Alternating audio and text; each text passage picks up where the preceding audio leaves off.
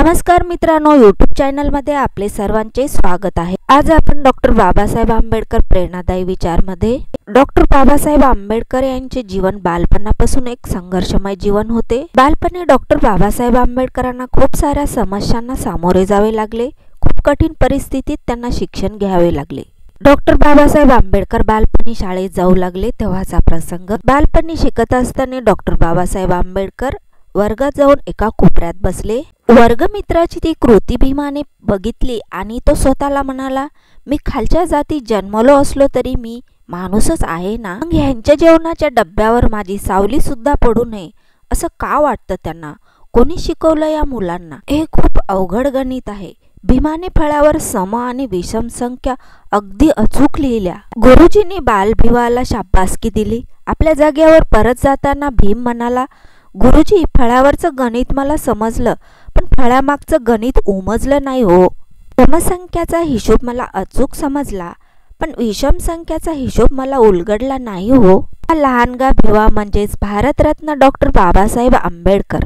गुरुजी वर्गात सम आणि विषम संख्या शिकवत होते। समसंख्या आणि विषम संख्या कोणती ते उदाहरणासह समजावून सांगत होते। गुरुजींनी विचारले, समजलं का सर्वांना? मुलांचं शिक्षणाकडे लक्षच नव्हतं, त्यामुळे गुरुजी खूप चिडले।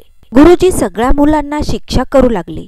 भीमा नावाचा एक विद्यार्थी मात्र बाणेदारपणे गुरुजींना म्हणाला, मला गणित समजलं आहे, माझे तर तुमच्या शिक्षणाकडेच लक्ष होतं, मग मी शिक्षा का म्हणून घेऊ? त्याच्या या बोलण्याचा गुरुजींना राग आला। ते चिडून म्हणाले, तुला गणित समजलं? हो गुरुजी। तुझं लक्ष फळ्याकडेच होतं? हो गुरुजी। मग घे हा खडू आणि फळ्यावर सम आणि विषम संख्येची 5 उदाहरणं लिहून दाखव। गुरुजींनी त्याच्याकडे फेकलेला खडू भीमाने अगदी अलगद झेलला आणि तो फळ्याकडे जाऊ लागला। तेवढ्यात वर्गातली सगळी मुलं उठली आणि धावपळ करत फळ्याकडे गेली। त्यांनी फळ्याच्या पाठीमागे ठेवलेले त्यांचे जेवणाचे डब्बे तिथून उचलून दुसरीकडे ठेवले। का तर भीमाच्या स्पर्शामुळे त्यांचे डब्बे बाटतील, तो अस्पृश्य म्हणून त्याच्या सावलीमुळे ते दूषित होतील। तत्कालीन विद्यार्थ्यांच्या मनावरही सामाजिक दृष्टिकोनाचा झालेला हा एक वाईट परिणाम होता।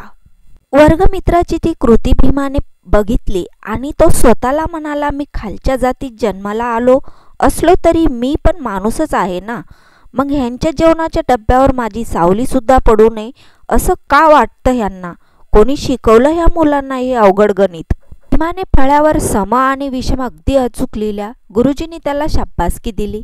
आपल्या जागेवर परत जाताना भीमा म्हणाला, गुरुजी, फळ्यावरचं गणित मला समजलं, पण फळ्यामागचं गणित मला उमजलं नाही हो। समसंख्येचा हिशोब मला अचूक समजला, पण विषम संख्येचा हिशोब मला उलगडला नाही हो। हा लहानगा भीमा म्हणजेच भारतरत्न डॉक्टर बाबासाहेब आंबेडकर। त्यांचा जन्म 14 एप्रिल 1891ला महू गावात झाला। त्यांच्या वडिलांचे नाव रामजी सपकाळ आणि आईचे नाव भीमाबाई होते। भीमाबाईचा मुलगा म्हणून त्यांचं नाव भीमराव ठेवण्यात आले। भीमरावांनी पुढे भारताच्या शिक्षण पद्धतीत आमूलाग्र बदल घडवून आणला।